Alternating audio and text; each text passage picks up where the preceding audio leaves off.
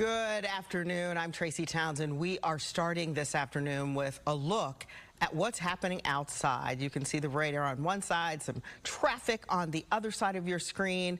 Storms have been making their way through the metro area, bringing flooding to central Ohio, specifically in Ross County, in Chillicothe, and in Pickaway County in Circleville. So we have coverage that we're going to share with you today. We have, in fact, issued a 10 TV weather impact alert day, and that's going to continue into the next hour. The weather also impacting the roads right here in the city. We're monitoring the crash you see.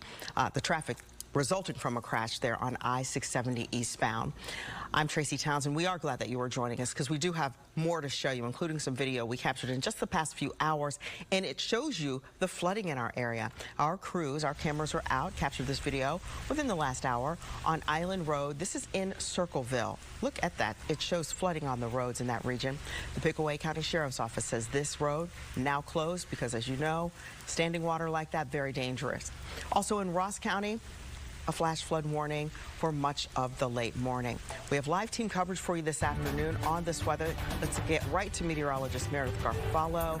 That flooding, nothing to play around with. Nothing to play around with, Tracy. And it's not just there. A lot of spots across Ross County that are within that flash flood warning, which I want to show you again because new information in at this noon hour that has now been extended until 1:30 p.m. You'll notice this does include Chillicothe. It goes up towards Circleville. I just want to show you how much rain we have seen in just the last 3 hours. You can see parts here getting 3 inches of rain in 3 hours. That means an inch of rain on minimum was coming down within an hour. And if I zoom in a little bit closer, I want to show you the town of Frankfort. Now, just to the south, you can see that purple area where we got 2 to 3 inches of rain. There were actually reports from law enforcement that there were evacuations near Little Creek Road. Hope everybody is doing okay, but this is some serious rain. Live radar right now shows there's more rain now coming down across Rouse County, so we're not out of the woods there. But you can see some of the heavier rain now starting to move through parts of Delaware County up toward Morrow County. But thankfully, you can see behind it, we are almost done and almost moving all of this rain out. But I'm going to keep a close eye on this. I will talk about everything you need to know to stay safe this afternoon. That'll be coming up in a few minutes, Tracy. All right, and we do continue our team coverage this afternoon on this 10 TV weather alert day by taking a look at the conditions out on the roads. Meteorologist Aaron White has been in Stoutsville, that's in Fairfield County, taking a look at the impact this weather is having on people there. Aaron, tell us what you've seen. Hey, Tracy. Yeah, it's kind of been an interesting morning here as we've been watching all the rain that's been coming down. Again, Meredith mentioned rainfall estimates anywhere from 2 to upwards of 4 inches of rainfall in some parts of central and southern Ohio. And here in Stoutsville, we've seen actually some flooding. The good news, though, is the water is starting to recede, although we are starting to get a little bit more rain right now. You can see we're set up here near a little drain that is showing a lot of that rain now going into the drain, and things are starting to recede. As you look back on the road, further down Main Street here, still some water covering at least this lane here on the left-hand side. There was some water covering the entire street a lot further down Main Street, closer to the Marathon gas station. Thankfully, like I said, the water is now beginning to recede after we did get a report here in town of about 3.5 inches of rainfall. So a lot, and as you can see now, there's a little bit more rain still falling. So we are going to continue to monitor the flooding situation here today and, of course, here in Stoutsville. Reporting here in Stoutsville, I'm meteorologist Aaron White for 10 TV. All right. Thank you so much, Aaron. Our coverage does not end here on 10 TV News at noon. We'll have a live version of the 10 Weather Impact Show at 2 o'clock this afternoon. Again, tracking the storms and the impact they've had on our region. Join us live on 10 TV Plus. Simply download that on your TV and you can watch for free. Now, there's other news that we want to get to today, including this major news for the state this afternoon. Governor Mike DeWine now talking about that state budget. He signed that $60 billion bill into law just minutes before last night's midnight deadline. In the last couple of hours, the Columbus Metropolitan Library really speaking out, issuing a statement about the governor's veto of that part of the budget that affects the library. Governor DeWine vetoed a line item in House Bill 96, which would have required the relocation of library materials related to sexual orientation or gender identity.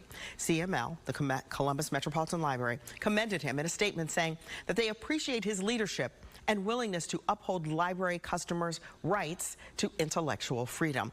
But now that is far from the only line that the governor vetoed. He issued 67 vetoes and in the past hour talked about his decisions for the first time. 10 TV political reporter Doug Petcash was at the governor's news conference, and he joins us now live with more on the governor's stance on this new budget. Doug, tell us what he's talking about. Well, Tracy, as you mentioned, there is a lot in this budget. It's more than 6,000 pages and $60 billion. The governor talked about it for about an hour here in the State House in his ceremonial office. He said the budget continues historic investments in children and families, the workforce, and in communities. Now, the governor did approve the $1.1 billion income tax cut proposed by Republicans. It will lower the top income tax rate of 3.5% to a flat tax rate of 2.75% over 2 years. So it will help those making more than $100,000 a year.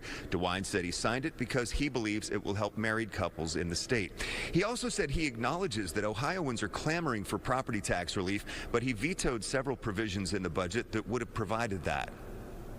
I felt that these ideas were thoughtful, but I was also concerned that imposing them now, all of them at once, on our local schools would create a huge problem.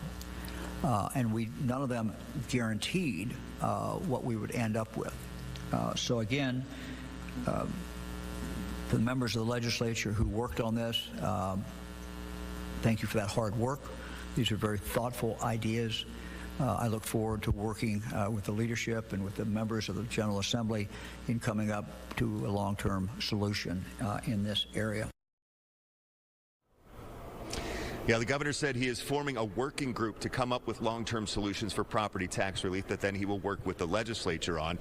He also approved the plan to give $600 million of $1.7 billion set aside from the state's unclaimed funds program for a new stadium for the Cleveland Browns. The governor says he can support it because it doesn't use general fund tax dollars, and the other $1.1 billion will be able to help major sports teams, minor league teams, theaters, and other facilities. He says that culture and sports are very important in Ohio. Now, one other thing the governor touted was a requirement for all Ohioans under 21 to receive driver training. Overall, the governor says the budget will help Ohioans reach their God-given potential. That's a mantra that he repeats fairly often when he's addressing the media and in speeches. So now, though, we will see if the legislature decides to try to override any of those 67 vetoes the governor made last night. We'll have more on the budget in our later newscast. But for now, live at the State House, Doug Petcash, 10 TV News. Tracy. Doug, thank you so much. Lawmakers in Washington working overtime on the president's budget proposal. We take you inside the nation's capital, hear why the bill may be a long way from President Trump's desk. That is next. And don't let your July 4th feast break the bank. Coming up at 12:15, we'll take a look at some options to make sure your barbecue is cheap and tasty. And we continue to follow storms in the region. Meredith will be back tracking those. You'll hear from her in about 5 minutes. We'll be right back.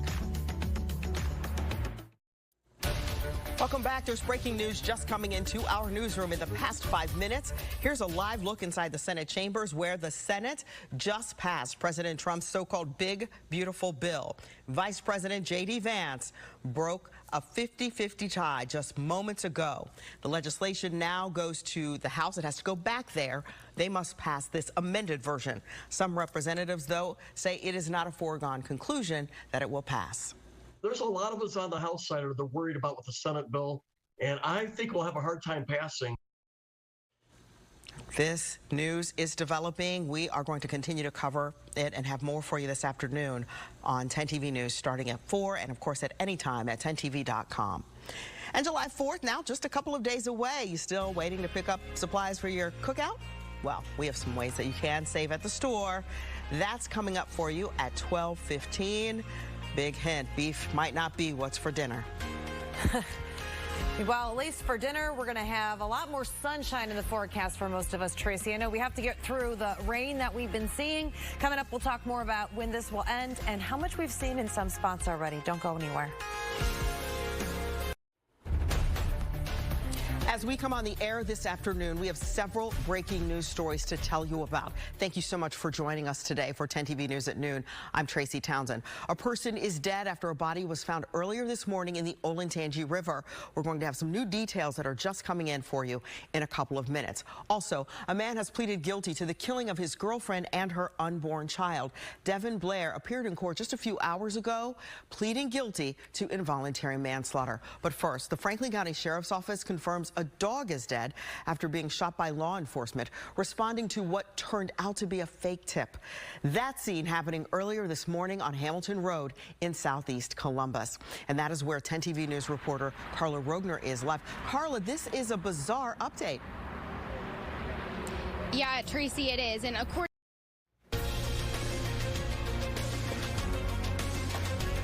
I believe that being at Ohio State, you have to up your game. New this morning, it's National Championship Monday as Ohio State prepares to go into battle one more time and hopefully bring home a national championship trophy. Central Ohio is waking up to a weather alert this morning as extreme cold temperatures create dangerous conditions outside. Good morning, everyone. It's 4:25. We're glad that you're joining us here on 10 TV News this morning. I'm Tracy Townsend. And I'm Jay Plyburn. Happy Monday to you. Here are the stories we're watching throughout the day. Celebrations underway in both Israel and Palestine this morning after hostages from both sides were released as part of a ceasefire deal. 90 Palestinians were released from Israel jails in exchange for 3 Israelis. We're mindful. We're mindful that the pursuit of a lasting peace, while never easy or quick, must always be our calling. More than 47,000 people have been killed in the war, which has spanned 15 months.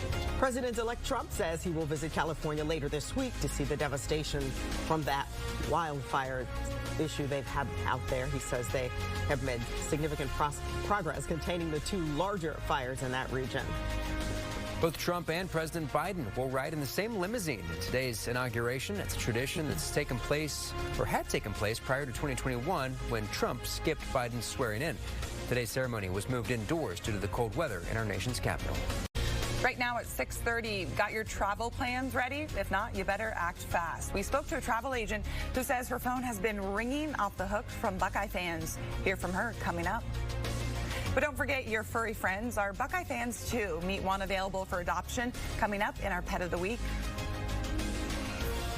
And I'm tracking cold weather continuing for Central Ohio and a couple hints at a warm-up on the way as well.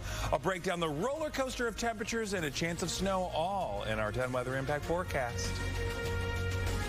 Are the free tax filing websites actually free? Our Verify team looked into it. Find out their answer coming up in about 20 minutes.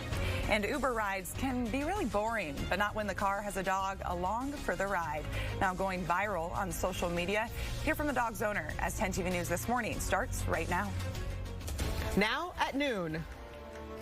I wouldn't go out at night, you know what I mean? Neighbors want some action after yet another shooting in East Columbus. Why they are hoping for solutions to stop the violence. We're all very attached to these birds. Bird watchers hoping for a speedy recovery as a bald eaglet continues to improve following a fall. In 5 minutes, you'll hear from witnesses. And a major fight brewing in the Lone Star State. Lawmakers there are now seeking refuge in the Midwest. In 10 minutes, you'll hear from one hoping to block an unprecedented vote.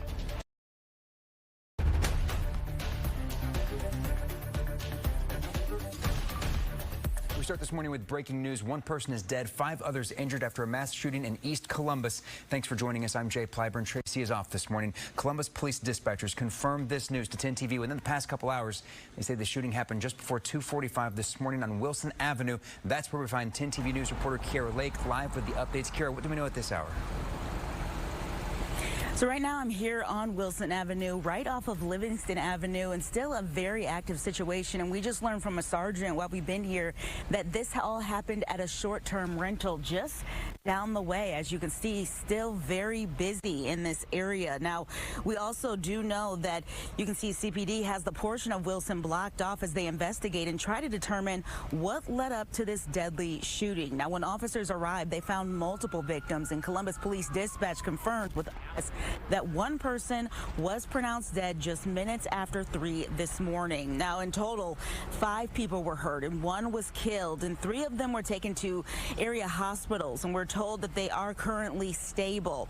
Now, we're also still working to confirm the conditions of the 2 other people that walked into the hospital on their own this morning. And when it comes to any suspect information, that's what we're still working to determine. And as you can see, this is a very busy and active investigation where officers are trying to find out what led up to this mass shooting that happened right here on the 4th of July, which is supposed to kick off a number of celebrations. So a lot to still work out this morning, but as we learn more information, I will be sure to share that with you both on air all throughout the morning, both on live and streaming, and also we'll keep you updated with any new updates that we get online. Reporting live from the southeast side of Columbus, Kira Lake, TV News. Kira, thank you. Airbnb is one of the major short-term rental companies. It rolled out what it calls anti-party technology earlier this summer, designed to crack down on summer holiday parties. It says the technology monitors the type of listing being booked, the duration of the stay, the location of the guest's home, and whether the booking was last minute. Airbnb says it prevented more than 50,000 bookings during the Memorial Day and 4th of July holidays last year using that technology. We will, of course, continue to follow that breaking news throughout the morning, both on air and online. Head to 10tv.com or download our free 10TV app for the updates.